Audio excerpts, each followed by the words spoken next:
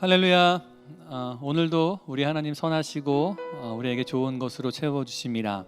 오늘 하루에 고단하고 분주했던 삶을 우리 정리하시면서요, 이 시간 예배할 때 하나님, 내 마음을 더욱더 온전케 새롭게 하여 주십시오.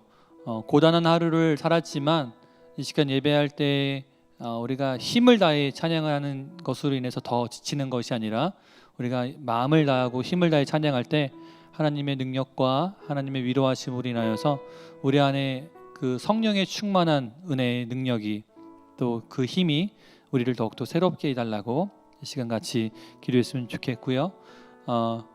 우리를 인도하시는 그 하나님, 우리의 손길을 붙들고 계시는 그 하나님을 우리가 더 깊이 알아갈 수 있는 시간 되게 해달라고 우리가 함께 기도했으면 좋겠습니다. 우리의 찬양을 받으시고 찬양 가운데 하나님께서 우리를 품에 안아주시고 우리의 손을 붙들어 주시고 우리와 함께 모든 발걸음을 걸어가시는 그것을 보게 하여 주십시오라고 우리 잠시 기도하시고 찬양하도록 하겠습니다. 하나님, 우리가 이 시간 주님을 찬양합니다. 고단하고 피곤했던 하루를 마무리하면서 이 시간 예배할 때 우리가 더 지치는 것이 아니라 우리가 마음과 힘을 다하여 주님을 찬양하지만 하나님 성령의 충만한 은혜, 아버지께서 부어주시는 그 사랑으로 인하여서 우리 마음의 기쁨과 감사가, 또 성령의 능력이 충만함으로 인하여 더욱더 새로운 은혜가 있게 하여 주시옵소서. 우리와 함께 하시는 하나님, 모든 삶의 순간순간마다 함께 걸어가시며 우리의 손길을 이끌어 가시는 그 예수님을 발견하기를 원합니다. 하나님, 찬양 가운데 아버지의 능력으로 나타내 주시옵소서. 감사합니다.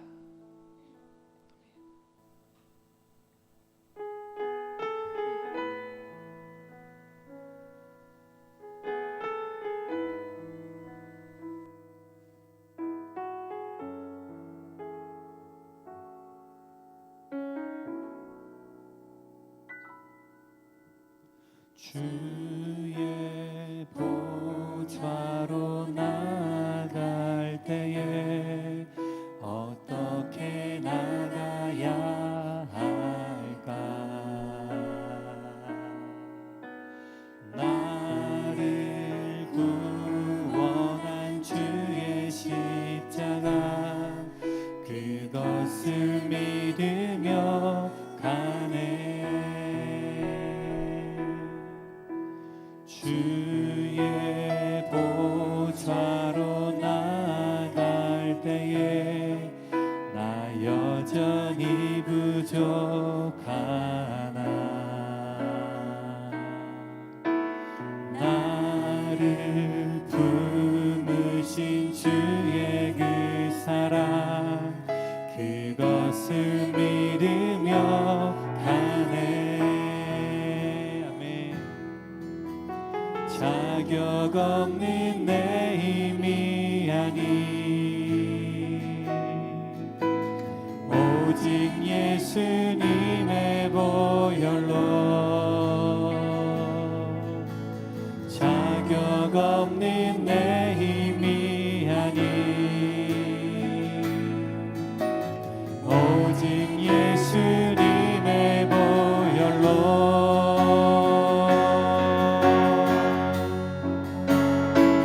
십자가의 보혈, 완전하신 사랑, 힘입어 나갑니다.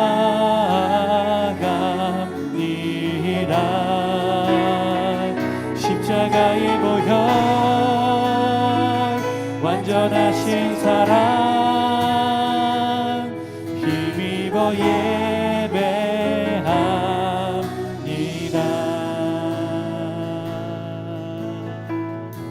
아멘. 주의 보좌로, 주의 보좌로 나갈 때에 어떻게 나가야 할까? 나를 구원한 주의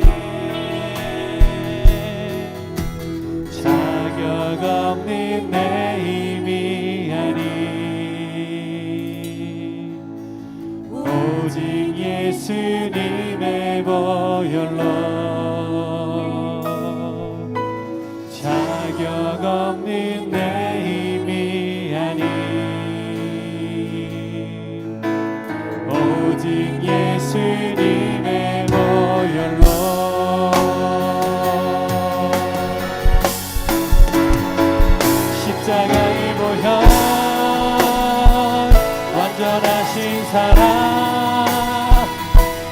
힘입어 나아갑니다.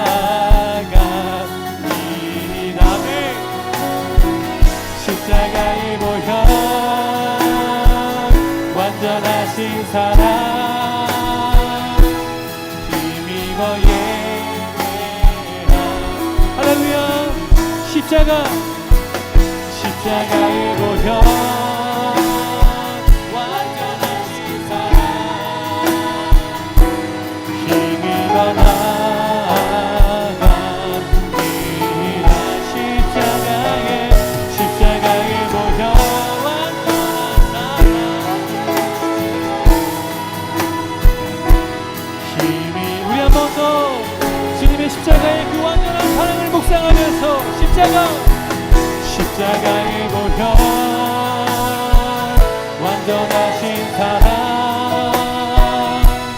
힘입어 나아갑니다. 십자가의 보혈 완전하신 사랑 힘입어 예배합니다. 힘입어 예배합니다. 힘입어 예배합니다.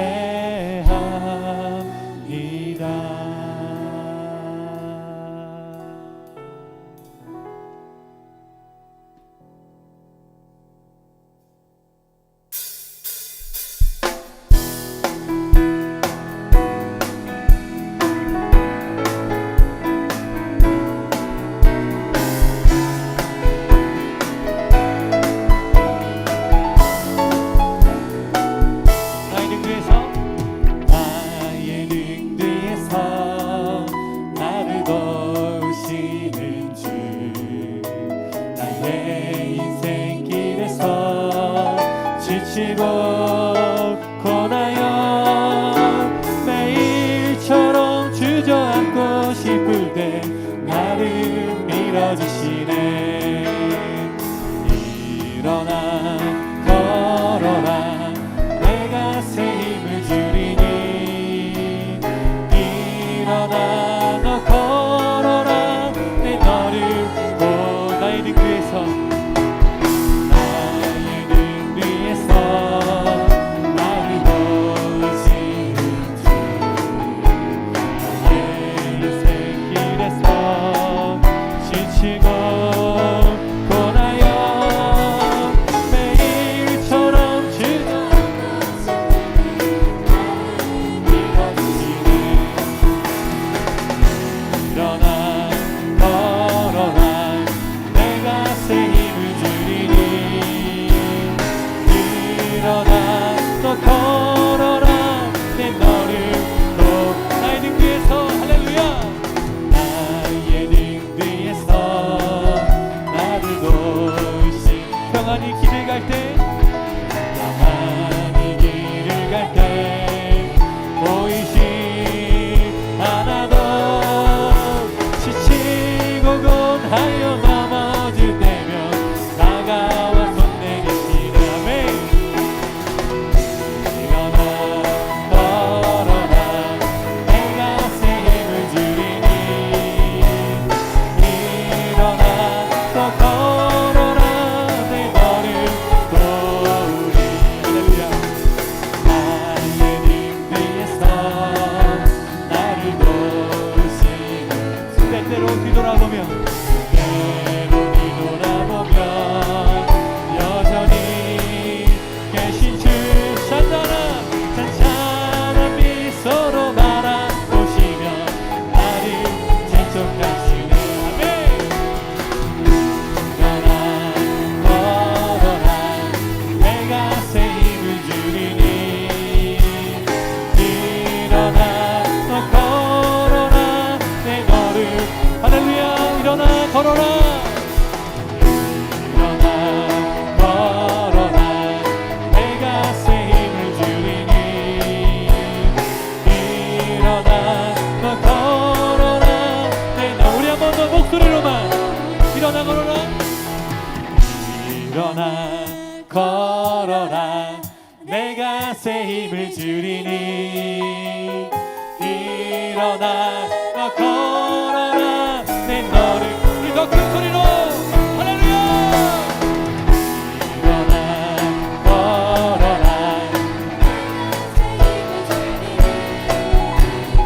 일어나 너 걸어라 내 너를 도우리 아멘 우리를 도우신 하나님께 우리 박수로 큰 영광을 올려드립니다 아멘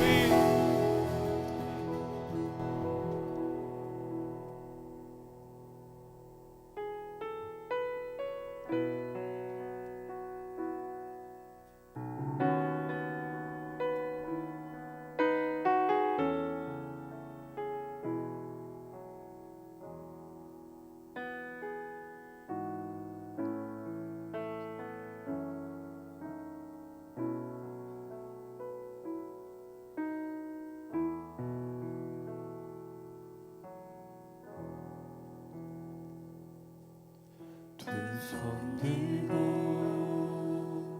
찬양합니다 다시 오실 왕 예수님께 오직 주만이 나를 다스리네 우리 한 번 더 두 손 들고 찬양합니다 두 손 들고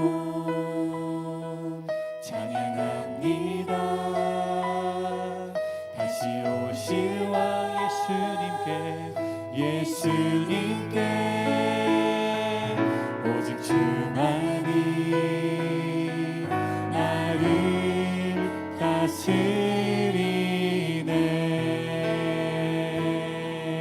아멘 나 주님만을 섬기리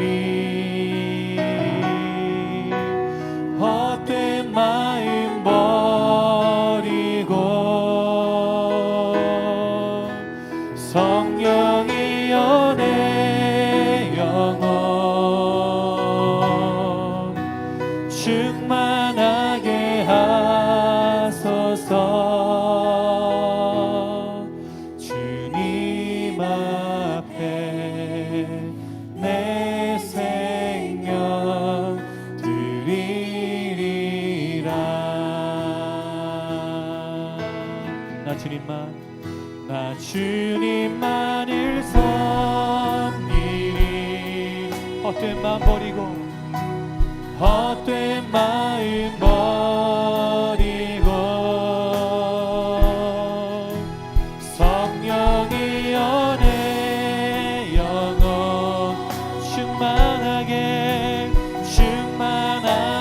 하소서 나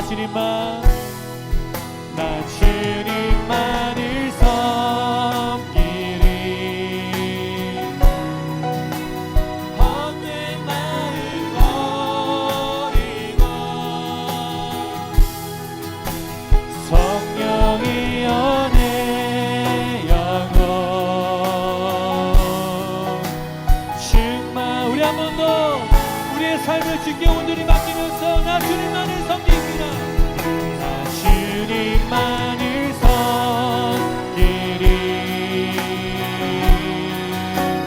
헛된 마음 버리고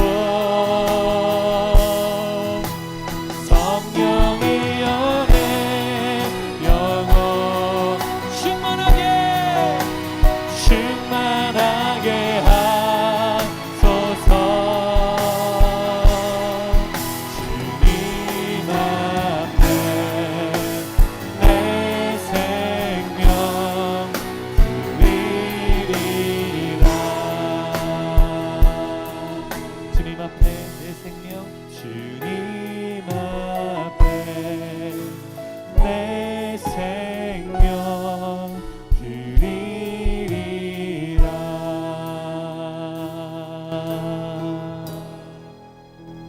아멘 우리의 삶을 주께 드리겠다고 하는 이 찬양의 고백 속에 하나님께서 응답하셔서 우리의 모든 삶을 하나님의 뜻대로, 하나님의 방법대로, 하나님의 계획대로 일하시며 이끄시며 이루어 주실 줄로 믿습니다.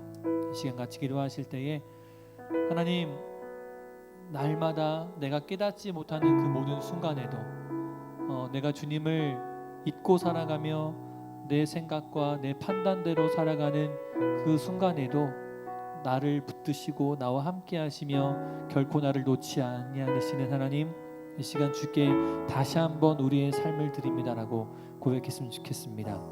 하나님, 내가 다시금 내 삶을 주께 드릴 때 하나님의 뜻이 주님 나의 삶에 이루어지게 하시고, 내가 주님의 뜻을 이루어가며 우리의 가정 위에, 우리의 직장과 사업장 위에, 또 우리 학교 위에, 우리가 살아가는 함께 모여 예배하는 교회 위에 주님의 나라를 온전히 이루어 주시옵소서라고 같이 기도했으면 좋겠습니다. 그리고 오늘 말씀을 전하시는 목사님을 위해서 기도하실 때에 성령의 충만함과 강건함으로 붙들어 주시고, 오늘 말씀을 우리가 우리의 마음에 좋은 밭 가운데 심겨질 때 30배, 60배, 100배의 열매로 풍성하게 하나님께 영광 돌릴 수 있게 해달라고 이 시간 성령 하나님을 의지하시면서 함께 기도하도록 하겠습니다. 하나님, 다시금 이 시간 자, 기도하심으로 우리 금요 예배 드리도록 하겠습니다.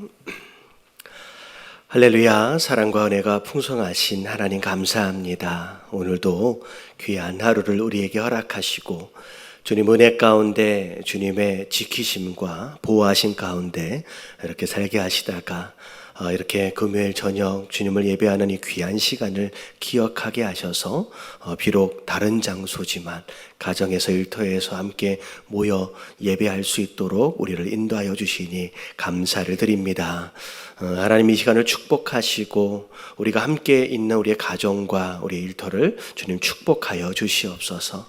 주님의 축복하심 가운데 이 어려운 시기를 담대하게 이기며 살아갈 수 있는 그런 성도들 되게 하여 주시옵시고, 우리 삶을 향하신 하나님의 뜻과 계획을 분별하여 깨닫고 또 그 말씀을 따라 순종하며 매일매일 하나님께 기쁨이 되며 또 영광을 돌리는 복된 성도의 삶을 살아갈 수 있도록 하나님 도와주시옵소서.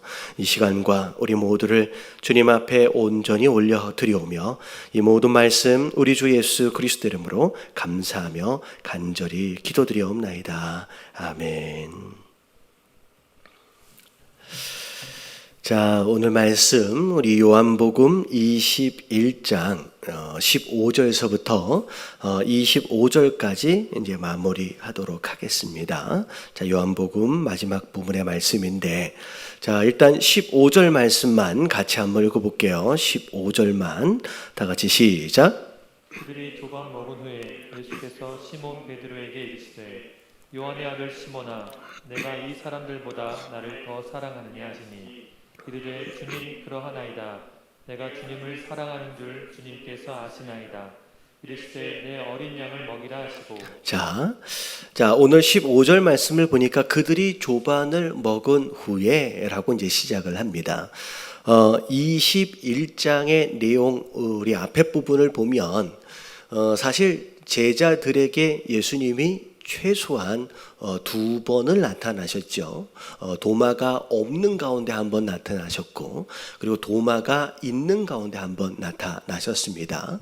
자, 그런 가운데 위로해 주시기도 하고, 그리고 20장 마지막 부분에는 성령을 받아라 라고 말씀하시면서 예수 제자들을 보내겠다라고 사명까지도 주셨습니다. 근데 자, 21장으로 들어와서의 첫 번째 내용을 보면 뭐라고 시작하냐면, 제자들이 특별히 베드로가 갈릴리로 고기나 잡으러 가야 되겠다라고 갈릴리로 가버립니다. 자, 수제자가 그렇게 반응을 한 것으로 인하여서 함께 다른 제사들도 우르르 갈릴리에 다시 고기를 잡으러 가게 되는 상황이 벌어진 거예요. 어찌 보면 베드로와 더불어서 예수님의 12제자 가운데 굉장히 많은 숫자가 원래 갈릴리에서 어부로 고기를 잡던 어부 출신들이었어요. 예수님의 부르심을 받고 예수님의 제자가 되었는데, 자, 예수님께서 십자가에 못 박혀 돌아가셨을 때는 뭐 두려움 가운데 그럴 수 있다 치더라도 부활하신 예수님을 만났음에도 불구하고 다시 고기를 잡으러 가는 상황이 벌어졌다라는 거죠. 어떻게 보면 좀 안타깝기도 하면서 아직 성령을 받지 못한 이 제자들의 한계가 결국 거기까지구나라고 하는 것을 우리가 엿볼 수 있는 대목일 것 같아요. 자, 근데 신기한 게 고기를 잡으려고 하는데 고기가 잘 잡혔어요, 안 잡혔어요? 잘 안 잡혔어요. 여러분, 이게 되게 신기한 거예요. 자, 우리가 주님을 만나기 전에 당연하다시피 자연스럽게 해왔던 그 일, 그러고 나서 주님을 만나고 난 뒤에 우리 삶이 바뀌었거든요. 근데 다시 거꾸로 돌아가서 그 일을 하면 되게 잘 될 것 같아요. 왜냐하면 되게 잘해왔던 그것이었거든요. 근데 돌아가면 잘 안 돼요. 원래 내가 해야 하는 그 길에서 떠나게 되면 이젠 여기에 이제 기름 부심이 없는 거예요. 그래서 고기를 잡으려고 하는데 안 잡혀요. 근데 예수님이 거기까지 또 이제 찾아가십니다.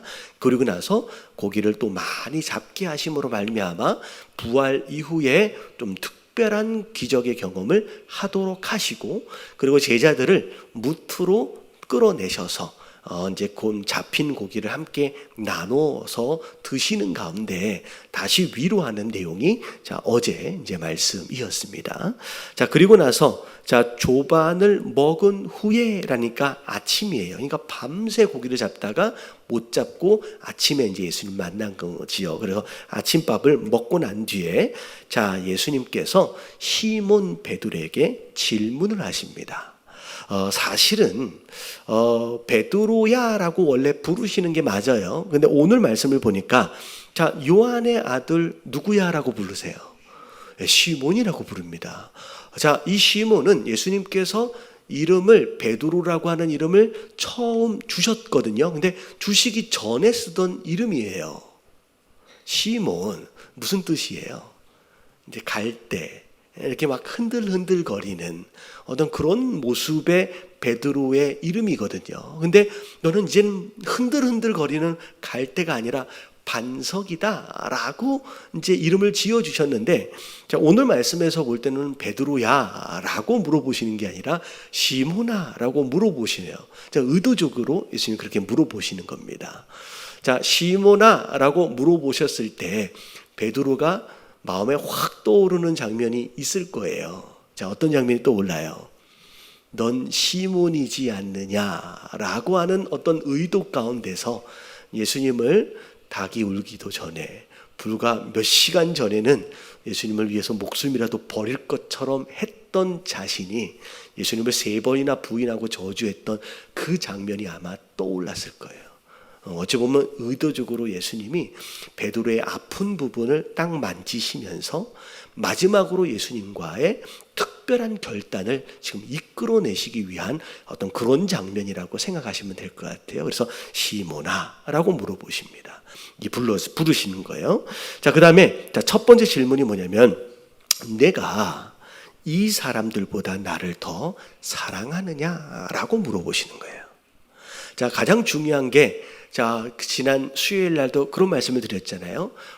마리아가 부활하신 예수님을 제일 먼저 만났던 이유가 뭐냐면, 오랫동안 예수님을 알았었던 것도 아니고 예수님의 제자였던 것도 아니고 예수님을 가장 모했던 사람이었기 때문에 사랑했던 사람이에요. 사모했던 사람이기 때문에 부활하신 예수님을 먼저 만난 거예요. 이 신앙생활은 그런 거거든요.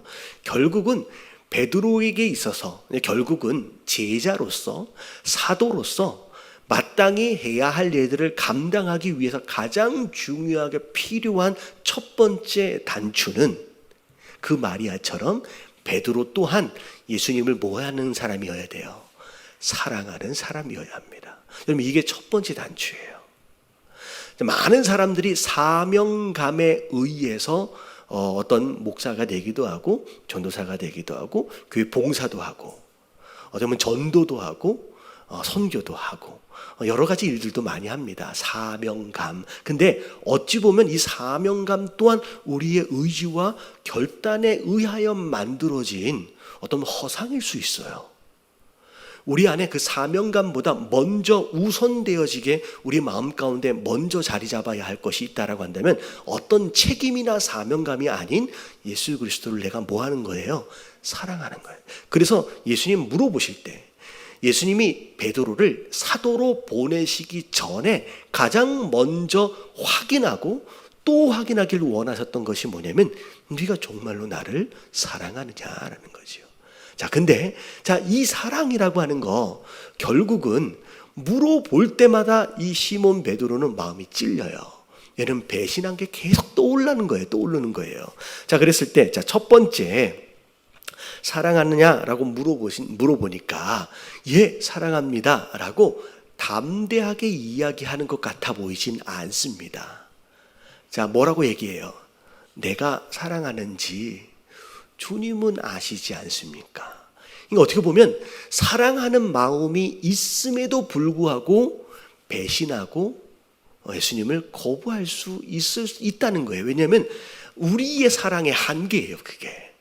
그러면서 비록 배신했지만, 비록 부인했지만 예수님 솔직히 내가 얼마나 예수님 사랑하는지 아시지 않습니까? 라고 어찌 보면 자기가 자기 입술로 자기 사랑을 증명하긴 어려우니까 예수님 아시지요? 라고 하는 식으로 거꾸로 물어보게 되죠. 그러면서 사랑한다 라고 하는 것을 일단 대답을 합니다. 그랬더니 예수님 하시는 말씀이 뭐냐면 내 어린 양을 먹이라 라고 말씀하셔요. 자, 이 같은 질문을 한 번만 하신 게 아니에요. 두 번째 똑같은 질문을 네가 나를 사랑하느냐? 예수님 아시지 않습니까? 또 뭐라 그래요? 내 양을 치라. 자, 여기까지만 해도 괜찮아요. 세 번째 물어보니까 이 베드로는 굉장히 당황스러운 거예요. 도대체 예수님이 왜 자꾸 이걸 물어보실까? 나를 못 믿어 하시는 거 아닐까? 아마 그런 생각을 했을 거예요. 그랬을 때 베드로가 대답을 할 때 뭐라고 세 번째는 대답하냐면 근심하며 이 얘기합니다. 예수님이 날 몰라보시나? 나를 믿어주지 못하나 보다. 내가 부인했기 때문에, 내가 배신했기 때문에, 내가 이제 내 사랑을 예수님이 이제 못 받아주시나 보다. 아마 그런 생각을 했을 거예요. 근데 계속 예수님은 사랑합니다 라고 얘기했을 때 마지막으로 내 양을 먹이라 라고 말씀하시는 거예요. 여러분, 이게 굉장히 중요한 원리입니다. 단순히 예수님께서 이 제자 베드로에게 사랑하는지 안 사랑하는지에 대하여 확인하기 위하여 질문한 것 같아 보이지만 여러분, 이 대화 안에서 굉장히 중요한 사역적 원리를 이야기하고 있는 거예요. 자, 뭐냐? 자, 우리의 사명은 어디서부터 시작하는 거예요? 예수 그리스도를 사랑하는 것에서부터 시작해요. 그리고 정말로 우리가 예수님을 사랑한다면 예수님이 제일 기뻐하시는 일을 하는 것이 사명인 거예요. 예수님이 제일 기뻐하시는 게 뭐예요? 여러분, 전도하고 선교하고 그리고 그들을 제자로 세워가는 거예요. 그것이 오늘 말씀이 나오는 것은 내 어린 양을 먹이라, 내 어린 양을 치라, 내 어린 양을 먹이라 라고 계속 반복적으로 말씀해요. 이 양을 먹이고 치는 일이 결국은 전도하고 선교하고 그들을 제자로 세워가는 일이라는 거죠. 그래서 결국 정말로 하나님을 사랑한다라고 한다면 그 사랑하는 자로서 반드시 해야 할 일이 있어요. 그분이 제일 기뻐하시는 거예요. 그분이 제일 기뻐하시는 거예요. 그게 양을 치는 일들로 우리 삶 가운데 나타나야 된다는 거예요. 여러분, 이거는 마치 책임감에 의한 것이기보다는 오히려 사랑하기 때문에 자연스럽게 나타나는 우리의 삶의 모습이라는 거죠. 혹시 연애할 때가 기억나시는지는 잘 모르겠습니다.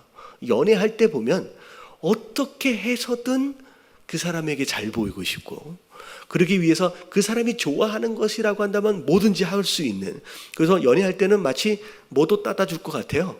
하늘의 별이라도 따라줄 것처럼 막 그렇게 하거든요. 그럼 저도 연애할 때 그랬던 것 같아요. 어떻게 해서든지. 그래서 그 사람이 뭘 좋아하는지를 막 물어보고 알고 싶어 했고, 그리고 그 사람이 기뻐하고 좋아하는 것을 해주기 위해서 무엇이라도 열심히 했던 것 같아요. 그게 사실 뭐 하기 때문이냐면 내가 그 사람을 뭐 하기 때문에? 사랑하기 때문에. 그래서 우리의 신앙도 여러분 어떤 책임감과 사명감에 의하여 억지로 소 고삐에 끌려가는 것처럼 그렇게 되어지면 여러분 금방 지쳐버려요. 우리가 직분이 뭐가 있든 내가 목사이든 상관이 없습니다. 책임감과 사명감만으로 우리가 끌려가고 있다라고 한다면 언젠가 우리는 번아웃 되게 돼 있어요. 지쳐버리게 돼 있어요. 그래서 지난번에 뭐라고 말씀드렸냐면 신앙생활은 연애하는 거랑 마찬가지라고요. 우리가 누구랑 연애해요? 우리는 예수님과 연애하는 거예요. 하나님과 연애하는 거예요. 우리가 하나님을 사랑하고 예수님을 사랑하기 때문에, 그래서 율법주의적인 관점에서 무엇인가를 해야만 하고 하지 말아야만 하는 그런 식의 개념이 아니라, 주일 성수도 마찬가지입니다. 뭐 술이나 담배에 대한 문제도 아니에요. 그건 마찬가지예요. 내가 율법적인 면에서 내가 꼭 해야지, 내가 그건 꼭 하지 말아야지, 그게 아니라 그냥 그분이 기뻐하시는 것을 자발적으로 그냥 찾아서 하는 것과 같이 내가 그분을 사랑하기 때문에, 여러분 이 사랑을 놓치면 안 된다는 거죠. 그래서 정말로 예수님을 그리고 하나님을 사랑한다라고 한다면 그분이 가장 좋아하시는 것이 뭔지를 알고 그것을 하는 것이 당연한 것이다라는 거예요. 그래서 우리가 전도하고 선교하고 그리고 제자를 세워가는 그 일들은 우리가 예수님을 사랑하기 때문에 하는 자연스러운 삶의 모습이다라는 걸 기억하시고 여러분 그 일에 참여할 수 있는 저와 여러분들 되시길 주님의 이름으로 축원합니다. 그리고 반대로 거꾸로 생각하면 우리가 양을 치고 양을 돌보고 먹이는 일들이 지치지 않도록 하기 위해서 우리의 에너지의 근원은 무엇이 되어져야 되냐면 사랑이 근원이 되어야 돼요. 그래서 양쪽으로 함께 공식적으로 생각하시면 돼요. 사랑한다면 양을 먹이고 치는 거예요. 그리고 양을 먹이고 치는 일을 끝까지 지치지 않고 하려면 우리의 에너지의 근원 또한 그분을 사랑하는 것에 머물러 있어야 된다는 거예요. 여러분 이 원리를 지금 말씀하고 계세요. 결국은 베드로도 그리고 함께 있던 제자들도 순교를 당할 지연정 그 일에 지치지 않고 끝까지 그 일을 해냅니다. 여러분 굉장히 중요해요. 예수님이 제자들 가운데 가룟 유다를 제외한 제자들 가운데 중간에 도중하차한 제자들에 대해서는 기록되어 있지 않습니다. 결국은 끝까지 예수님을 사랑하는 자 그리고 성령의 충만함을 받은 자 그리고 그 사명을 끝까지 감당할 수 있다라는 거. 그럼 예수님에 대한 사랑을 놓치지 마시는 저와 여러분들 되시길 주님의 이름으로 축원합니다. 자, 이게 사실은 오래 믿은 자일수록 그리고 목회자일수록 그리고 모태신앙일수록 여러분 이것에 대하여 더 우리가 깨어있을 필요가 있어요. 그래서 이제 우리가 이제 조심해야 될 부분이다라는 거죠. 자, 그래서 결국은 베드로가 내가 예수님을 사랑한다면 내가 해야 할 일이 있구나. 내가 양을 먹이고 내가 예수님의 양을 쳐야 되겠구나라고 하는 것으로 이제 결단되어지는 것이 자, 이 17절까지 말씀입니다.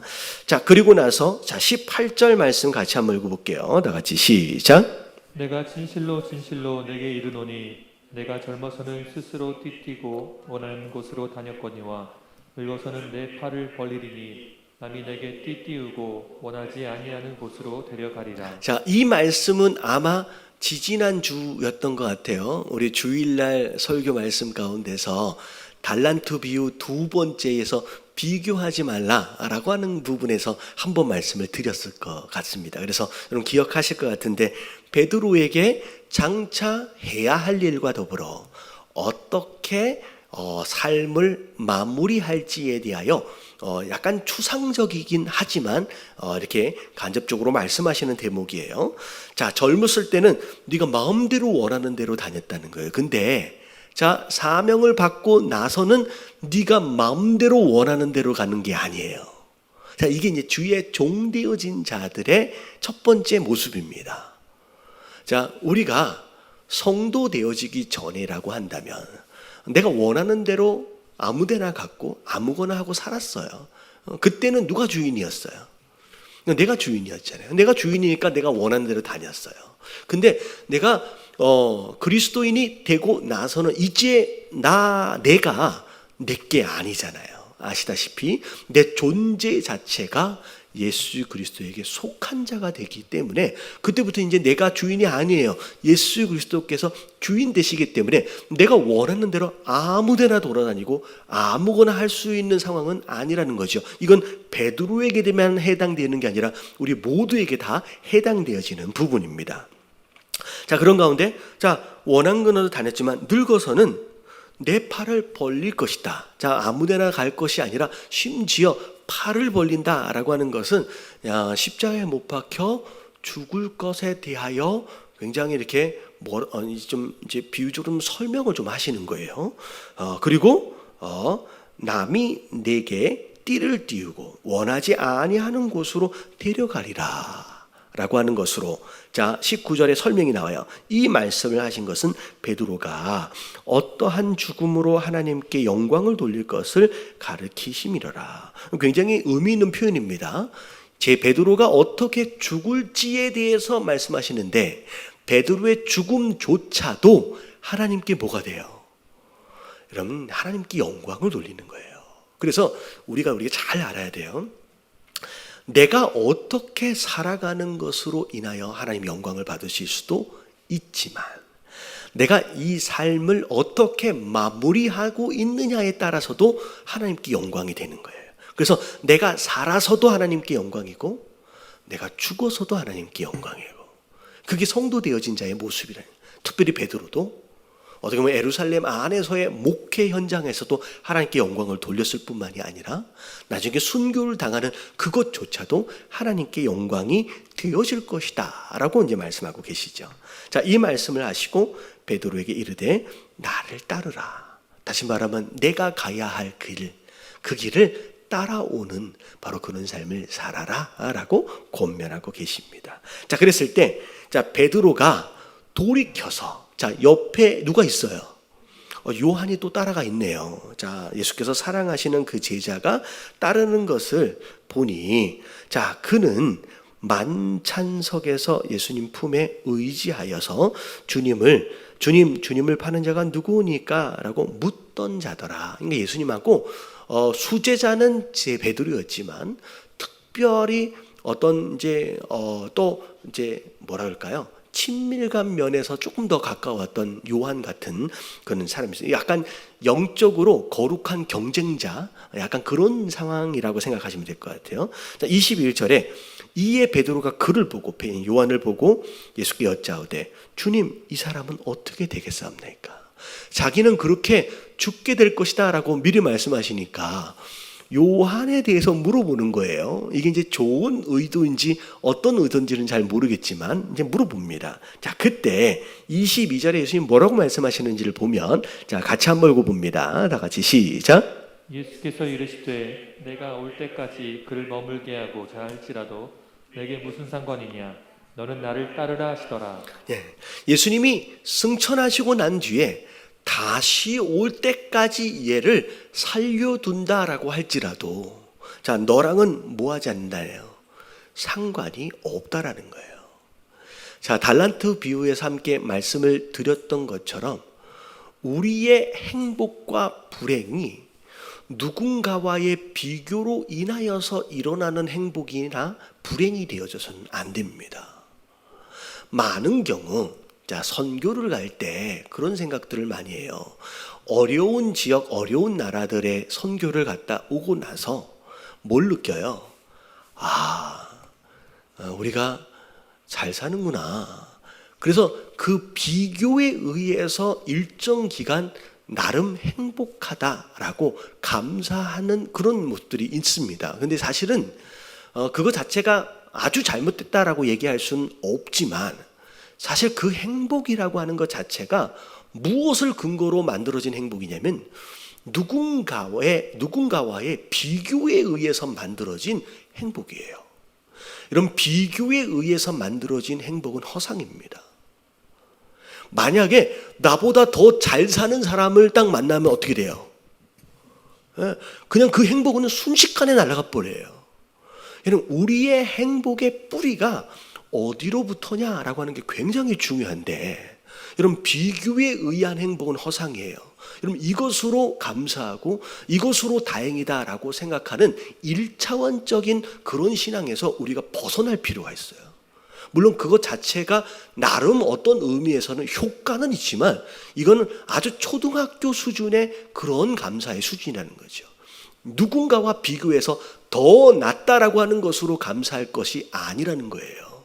그래서 첫 한 달란트 받은 사람이 왜 그렇게 돼버렸느냐? 비교해서예요.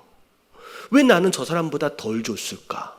왜 나는 이거밖에 못 받았을까? 라고 하는 것으로 인하여 주인에 대하여 잘못된 오해와 편견들이 막 생겨서 그나마 받은 그 한 달란트조차도 땅에 묻어버리는 상황이 벌어진다는 거죠. 이 베드로가 요한은 어떻게 됩니까? 라고 물어보는 거죠. 그러면 요한이 어떻게 된다라고 한다면 그것으로 인하여 자기가 좀 더 기분이 좋아지고 그것으로 인하여 자기가 좀 더 기분이 나빠진다라고 한다면 이거는 정당한 그런 상황이 아니다라는 거죠. 우리는 누구와도 비교할 필요가 없어요. 누구와도. 다른 누구와도 비교하지 말고요. 그리고 솔직히 우리가 예수님을 닮아간다라고는 하지만 예수님 또한 비교의 대상은 아니에요. 왜냐하면 예수님과 우리를 비교하면 우리는 되게 우울해지겠죠. 걔 맨날 쓰러지고 시험 들고 자빠져 있는데 언제 예수님을 닮아가겠어요? 예수님도 비교의 대상은 아닙니다. 예수님은 바라봄의 대상이에요. 누구와도 비교하지 말고. 근데 딱 한 가지 비교할 수 있다라고 한다면 누구와 비교하면 되냐면요. 어제와 나와를 비교하시면 돼요. 어제의 나와를 오늘의 나와 비교하시면 돼요. 내가 과연 어제보다 오늘 예수님을 더 사랑하고 있느냐? 아니면 어제보다 오늘 예수님과 더 가까워지고 있느냐? 어제보다 오늘 내가 더 성숙하고 성장하고 있느냐를 비교해 가면 돼요. 다시 한번 비교의 대상은 누구밖에 없어요. 그냥 나 스스로만 하면 돼요. 그래서 내가 어제보다 못하면 어떻게 돼요? 정신 차리고 힘을 내야 되겠죠. 그리고 내가 어제보다 성장하고 있다라고 느껴진다라고 한다면 감사하시면 돼요. 그래서 나를 그냥 나와 비교해 가면서 계속 성장하는 삶을 살아가는 거, 여러분 이게 우리가 성장하는 비결 가운데 하나다라는 거죠. 다른 사람하고 비교하지 말래요. 그게 너랑 뭔 상관이냐. 그냥 너는 네가 지고 가야 할 그 십자가를 지고 가면 돼요. 요한은 요한에게 맡겨주신 십자가를 지신 거거든요. 예수님도 요한복음에 나왔었잖아요. 십자가를 질 때 누구의 십자가를 지셨대요? 자기 십자가를 지셨대요. 예수님도 본인에게 허락하신, 아버지 하나님이 허락하신 그 허락하신 자기 십자가를 지고 가신 것처럼 우리도 예수님이 우리에게 허락하신 내 십자가를 지고 가면 되는 거예요. 여러분 다른 사람하고 비교하지 마시고 이런 얘기를 하고는 있지만 저라고 비교를 안 하겠습니까? 비교할 때마다 우울해져요. 저는 이제 목사이기 때문에 다른 목사님들과 비교를 하겠죠. 더 이제 훌륭하신 목사님들하고 비교를 하면서 나는 이거밖에 안 될까? 근데 요만큼의 도움도 안 돼요. 이런 하나님이 우리에게 주신 재능도 다르고 재능이 다르잖아요. 재능을 따라 주신 달란트도 달라요. 누구와도 비교할 수 없는. 자, 그래서 만약에 하나님이 우리를 상품으로 만드셨다라고 한다면 비교에 의해서 뭐가 더 좋고 뭐가 더 안 좋고가 구분이 될 겁니다. 근데 하나님은 우리를 상품으로 만드신 게 아니에요. 찍어내신 분이 아니라는 거예요. 전부 다 도르게, 다 다르게 고유의 것들로 마치 작품처럼 마스터피스로 만드셨다라고 하는 것을 기억하시면서 나라고 하는 존재는 이 세상에 딱 누구밖에 없어요. 나밖에 없어요. 나라고 하는 사람은 딱 한 사람이에요. 한 사람이에요. 여러분 기억하시면서 한 사람을 만든 그 하나님의 의도를 따라서 그 십자가를 지시고 내게 맡겨진 그 사명을 감당하시는 저와 여러분들 되시길 주님의 이름으로 축원합니다. 그래서 자, 세상은 경쟁 사회잖아요.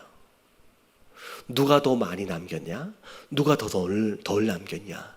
근데 하나님은 우리끼리 경쟁을 붙이시지 않으세요.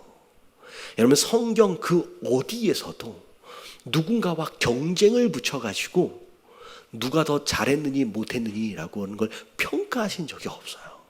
그냥 그 사람은 그 사람대로 하나님께서 세워가시길 원하신다는 거예요. 경쟁할 필요가 없이 나를 세우신 그 하나님의 의도와 목적을 따라서 쓰임받는 저와 여러분들 되시길 주님의 이름으로 축원합니다. 자, 23절 다 같이 한번 읽어볼게요. 시작.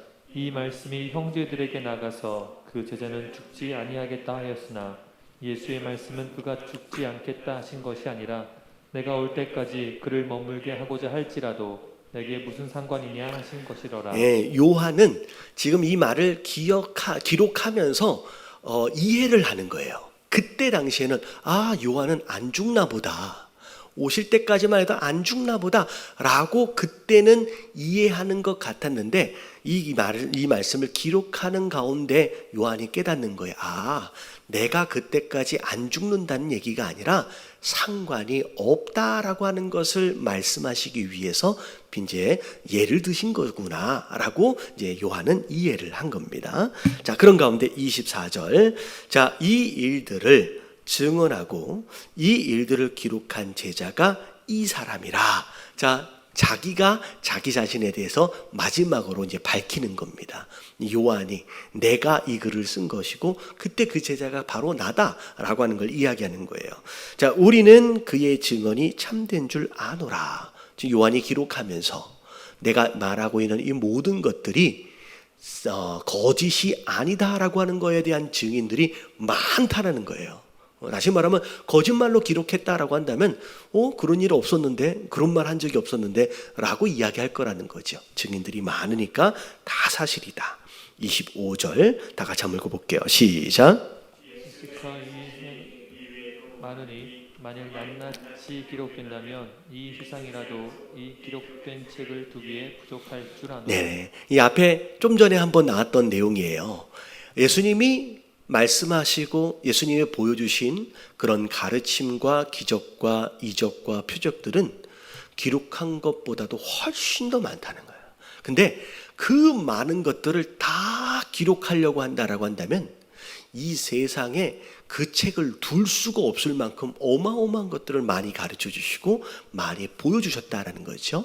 자, 그럼에도 불구하고 정말로 필요한 거 믿고 영생을 얻기에 부족함이 없을 만큼의 충분한 메시지는 전부 다 담아냈다라고 정리를 하면서 자, 어찌 보면 이 요한복음이 마무리가 되어집니다. 다시 말하면 성경이라고 하는 것은 이 세상에 일어나는 모든 일들을 다 기록한 책이 아니에요. 그래서 누가 그런 얘기를 하더라고요. 옛날에 그 공룡이 있었느냐 없었느냐 막 그런 내용들이 있었잖아요. 그랬을 때 성경에 공룡이라는 단어가 한 단어도 없는데 그럼 공룡 없는 거 아니냐? 그럼 공룡에 이구아나가 있어요, 없어요? 공룡에 또 뭐 있어요? 하여튼간 다양한 짐승. 그러니까 이 성경은 백과사전이 아니에요. 세상에 존재하는 모든 동물들을 다 기록해 놓을 수가 있는 게 아니죠. 여러분, 성경의 목적은 딱 하나예요. 자, 이 말씀을 통하여서 누굴 믿는 거예요? 예수를 그리스도로 믿는 거예요. 그리고 그 믿음으로 인하여 뭘 얻는 거예요? 영생을 얻는 거예요. 그것이 성경이 쓰여진 목적이고 요한도 그 얘기를 하는 거예요. 예수님이 많은 것들을 보여주셨지만 그것들을 다 기록할 수 있는 건 아니다. 왜냐하면 우리 인간의 한계, 글을 쓸 수 있는 이 문학의 한계, 인간이 가지고 있는 언어적 한계 다 기록할 수 없다. 이 비슷한 내용이 요한이 쓴 계시록에도 나옵니다. 천국을 보면서 이 아름다운 천국의 모습을 보속으로 설명은 하고 있지만 사실은 사람의 말로는 다 기록할 수 없다. 그러니까 우리가 어찌 보면 인간의 언어의 한계, 그럼에도 불구하고 성경은 우리가 예수를 그리스도로 믿고 영생을 얻음에 있어서 부족함이 없는 완벽한 책이다라고 하는 부분에 있어서는 질문이 없는 거예요. 바로 그 얘기를 하는 거예요. 다 기록할 수 없지만 충분한 거는, 제한적일 수밖에 없지만, 비록 21장의 아주 짧은 분량에 제한적일 수밖에 없지만 부족함이 없는, 우리를 영생을 얻도록 하는 데 있어서는 요만큼의 부족함이 없는 완벽한 책이다라고 말씀을 하고 계시는 거예요. 여러분, 성경 외에 다른 건 없어요. 이것을 통하여 우리가 다 믿을 수 있어요. 이것 외에 다른 무엇인가를 꼭 봐야만 한다라고 한다면 여러분, 이 말씀 자체가 완전하지 않다라는 증거가 돼버려요. 여러분, 이것으로 충분합니다. 굳이 우리가 어딜 가서 뭘 봐야 하는 것도 아니고, 우리가 뭘 경험해야만 해야만 우리가 예수님 믿을 수 있는 것이 아니라, 우리는 이 말씀, 66권 이 말씀 하나만으로도 우리는 충분히 예수님이 누군지를 알 수 있고 하나님을 만날 수 있다라는 거예요. 여러분, 이것으로 우리가 말씀을 믿음으로 말미암아 우리의 신앙을 견고하고 튼튼하게 세워갈 수 있는 저와 여러분들 되시길 주님의 이름으로 축원합니다. 자, 오늘까지 요한복음을 마무리를 했는데, 여러분, 요한복음은 굉장히 중요한 테마가 두 가지로 나눠져요. 앞에 부분은 예수님이 하나님의 아들이다라고 하는 것을 계속 증명하기 위해서 요한이 애를 쓰고요. 그리고 뒤에 부분은 예수님이 그리스도다, 구원자다라고 하는 것을 계속 증명하기 위해서 계속 증명의 노력들을 하고 있습니다. 결국 요한복음을 통하여 우리가 믿어야 할 것은 예수님은 하나님의 아들이에요. 그리고 예수님은 우리를 구원하시는 구원주로 이 땅에 오시는 분이라는 거예요. 우리는 무엇으로 영생을 얻느냐? 그 하나님 대신, 그리고 그리스도 대신, 구원자 대신 예수 그리스도를 믿음으로 말미암아 우리가 구원을 얻는다라고 하는 것을 기억하시면서, 여러분, 이 신앙을 가지고 우리가 끝까지 주님 오시는 그날까지 우리에게 허락하시는 십자가 단단히 지고 사명 감당하며 살아갈 수 있는 저와 여러분들 되시길 주님의 이름으로 축원합니다. 기도할게요. 하나님, 감사합니다. 오늘 말씀을 통하여서 우리가 예수님을 사랑한다며 당연히 양을 먹이고 쳐야 한다라고 하는 거, 하나님, 우리의 예수님에 대한 사랑이 우리의 신앙의 첫 번째 단추가 되게 하여 주시옵시고, 우리의 모든 봉사와 섬김과 우리의 모든 사역에 원동력이 되게 하여 주시옵소서. 그래서 끝까지 주님 오시는 그날까지 아름답게 제자들처럼 쓰임받는 하나님, 그런 성도들 되게 하여 주시옵시고, 내가 어떤 달란트를 얼마나 받았든, 내게 허락하신 십자가가 무엇이든 다른 사람과 비교할 것이 아니라, 그것으로 인하여 행복하고 아니면 그것으로 인하여, 그 비교로 인하여 불행하고 그런 종류의 신앙이 아니라, 그저 내게 주신 십자가 잘 지고 내게 주신 달란트 잘 사용함으로 말미암아 정말 주님 앞에 귀한 열매들로 영광을 돌리며 하나님께 영광을 돌리는 그런 성도의 삶을 살아낼 수 있도록 아버지 하나님, 우리를 축복하여 주시옵소서. 말씀 가운데 주님 함께 하시고 우리를 깨닫게 하시고 결단하게 하여 주신 주님께 감사를 드리며, 이 모든 말씀 우리 주 예수 그리스도 이름으로 감사하며 간절히 기도드리옵나이다. 아멘.